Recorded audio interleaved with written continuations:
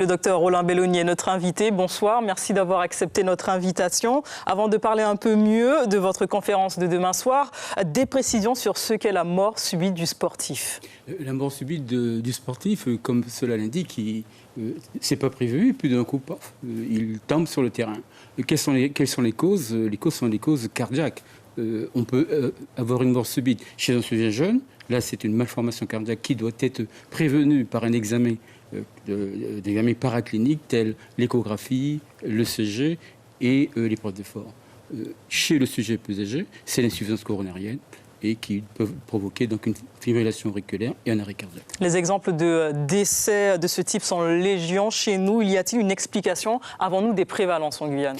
Nous avons une prévalence qui est très importante. La prévalence du risque cardiovasculaire est importante en Guyane, d'autant plus renforcée par une démographie médicale faible. Il a dit, Jean-Gilles, dans son rapport, que si vous n'avez pas l'accès aux soins, s'il n'y a pas un suivi médical régulier, 3 ans me paraît un peu long.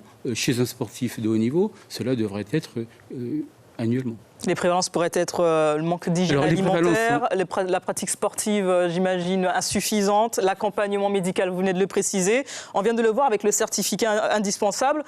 Faut-il aller plus loin dans la prise en charge compte tenu de nos prédispositions? Alors, il faut savoir que la prévalence en Guyane est très importante. Quels sont les signes cliniques qui peuvent provoquer donc, un problème cardiaque? C'est ce qu'on appelle le syndrome métabolique ou l'insulinorésistance, qui est donc l'hypertension artérielle. 60% de la population a une pression artérielle élevée, 26% a une hypertension artérielle, 32% ont une hyperglycémie, 64% sont obèses. Ça représente ce qu'on appelle un syndrome métabolique qui fait le lit de la maladie cardiovasculaire. Est-ce qu'il y a des études qui prouvent, par exemple, qu'en Guyane, encore un mot sur les prévalences, qu'en Guyane, nous sommes plus sujets à avoir ce type de problème?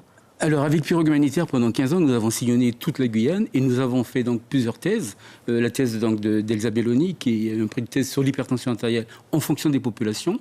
Le syndrome métabolique par José Segura, qui donne une indication simple aux généralistes, qui lui permet, avec quelques questions, déjà cibler le patient à risque. Donc on sait si des communautés sont plus sujettes à...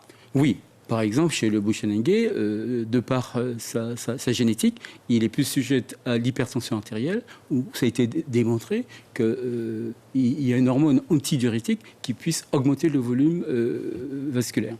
La conférence que vous allez présider demain va permettre d'aller plus loin dans cette problématique. Qu'est-ce qui a motivé cet état des lieux? Rappelons que vous êtes également médecin fédéral au sein de la Ligue de football. Tout à fait. Quand le président Bafo et la commission d'arbitrage m'a demandé donc de m'occuper à la fois sur le plan médical et observationnel, nous avons fait donc l'analyse des différents résultats et les chiffres sont préoccupants. Et je rapporterai, donc à travers bien sûr le rapport que je vais lui remettre, les réponses qu'il faudrait mettre en place. Par exemple, mettre en place un carnet de santé du sportif. Et notamment dans la communauté sportive, ceux qui encadrent, vous l'avez notamment souligné, que les arbitres sont eux-mêmes sujets à avoir les mêmes problèmes que les sportifs. Tout à fait, les arbitres sont vraiment représentatifs de la population, car ils ont une obligation donc d'avoir une activité physique, mais aussi ils ont une vie privée.